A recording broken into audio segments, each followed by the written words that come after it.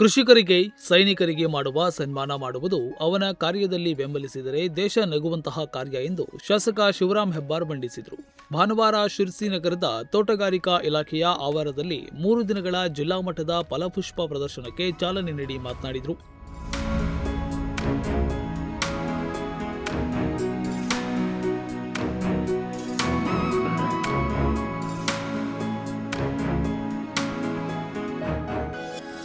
ದೇಶಕ್ಕೆ ಅನ್ನ ಕೊಡುವ ಅನ್ನದಾತನ ಬದುಕು ಜೀವಂತಕ್ಕೆ ಇಂತಹ ಮೇಳಗಳು, ಪ್ರಶಸ್ತಿಗಳನ್ನು ನೀಡಿ ಬೆಂಬಲಿಸಬೇಕಿದೆ. ಕೃಷಿಕ ಹಾಗೂ ಸೈನಿಕರ ಕೆಲಸವನ್ನ ಸದಾ ನೆನಪಿಡಬೇಕು, ಅವರನ್ನು ಗೌರವಿಸಬೇಕು ಎಂದು ಹೇಳಿದರು. ನಮಗೆಲ್ಲ ಅನೇಕ ಬಾರಿ ಸನ್ಮಾನ ಆಗತ್ತೆ. ಆ ಸನ್ಮಾನಕ್ಕೆ ಅನೇಕ ಕಡೆ ಗೌರವ ಸಿಗತ್ತೆ, ಅನೇಕ ಕಡೆ ಚೂಕ ಆಗ್ತವೆ. ಆದರೆ ಕೃಷಿಕರ ಸನ್ಮಾನ ಹಾಗಲ್ಲ. ಕೃಷಿಕರ ಸನ್ಮಾನ ಈ ದೇಶ ನಗತಕ್ಕಂಥ, ದೇಶ ಸಂಭ್ರಮಿಸ್ತಕ್ಕಂಥ, ದೇಶ ಗೌರವಿಸ್ತಕ್ಕಂಥ ಒಂದು ವಿಧಾಯಕವಾಗಿರ್ತಕ್ಕಂಥ ಸನ್ಮಾನ ಇದು. ಶಾಸಕ ಭೀಮಣ್ಣ ನಾಯ್ಕ ಮಾತನಾಡಿ, ಕೃಷಿಗೆ ಬೇಕಾದ ಪ್ರೋತ್ಸಾಹ ನಿರಂತರವಾಗಿ ಸಿಕ್ಕರೆ ಮಾತ್ರ ಸಂಪದ್ಭರಿತ ಕೃಷಿ ರಾಷ್ಟ್ರವಾಗುತ್ತದೆ. ಕೃಷಿಕರಿಗೆ ಬೇಕಾದ ಪ್ರೋತ್ಸಾಹವನ್ನ ಕೊಟ್ಟಾಗ ಮಾತ್ರ ತರಹೇವಾರಿ ಬೆಳೆ ಬೆಳೆಸಲು ಸಾಧ್ಯವಿದೆ.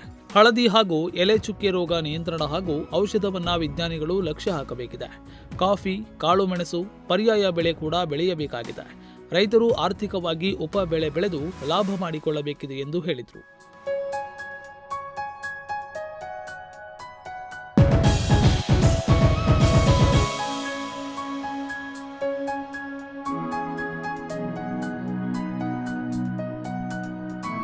ಪ್ರಾಸ್ತಾವಿಕವಾಗಿ ಮಾತನಾಡಿದ ತೋಟಗಾರಿಕಾ ಡಾಕ್ಟರ್ ಬಿಪಿ ಸತೀಶ್, ಫಲಪುಷ್ಪ ಮೇಳದ ಜೊತೆಗೆ ಸಾವಯವ ಸಿರಿಧಾನ್ಯ ಮೇಳ ಆಯೋಜಿಸಲಾಗಿದೆ. ನಾರಿ ಶಕ್ತಿ ಪರಿಕಲ್ಪನೆಯಲ್ಲಿ ಫಲಪುಷ್ಪ ಪ್ರದರ್ಶನ ಮಾಡಲಾಗಿದೆ. ರಫೇಲ್, ಡಾಲ್ಫಿನ್, S-400, ಚನ್ನಭೈರಾದೇವಿ, ಸಾಲು ಮರದ ತಿಮ್ಮಕ್ಕ ಪ್ರತಿಕೃತಿ ಪುಷ್ಪ ಆಯೋಜನೆ ಮಾಡಲಾಗಿದೆ. 25,000 ಪುಷ್ಪಗಳೂ ಇವೆ. ಕೃಷಿ ತೋಟಗಾರಿಕಾ ಇಲಾಖೆಗೆ ಸಂಬಂಧಿತ ಮಳಿಗೆಗಳು ಇವೆ ಎಂದು ಹೇಳಿದರು. ಈ ವೇಳೆ ಜಿಲ್ಲಾ ಗ್ಯಾರಂಟಿ ಅಧ್ಯಕ್ಷ ಸತೀಶ್ ನಾಯ್ಕ್, ಹಿರಿಯ ಅಧಿಕಾರಿಗಳಾದ ಶಿವಪ್ರಸಾದ್ ಗಾಂವ್ಕರ್, ರೂಪಾ ಪಾಟೀಲ್, ಜಗದೀಶ್ ಗೌಡ, ಸುಮಾ ಉಗ್ರಾಣ್ಕರ್, ಪಾಂಡು KH, ಜಗದೀಶ್ ಗೌಡ, GR ಬೆಳ್ಳೆಕೆರೆ, ಮಧುಕರ್ ನಾಯ್ಕ್, ನಾರಾಯಣ್ ಹಿಲ್ಲೂರ್, ಸಂಧ್ಯಾ ಭಟ್, ನಾಗವೇಣಿ, ಗಣೇಶ್ ಹೆಗಡೆ ಉಪಸ್ಥಿತರಿದ್ದರು. ಇನ್ನು ಇದೇ ವೇಳೆ ವಿವಿಧ ಕ್ಷೇತ್ರದಲ್ಲಿ ಸಾಧನೆಗೈದವರನ್ನ ಸನ್ಮಾನಿಸಲಾಯಿತು. Nudisiri news desk, Sirsi.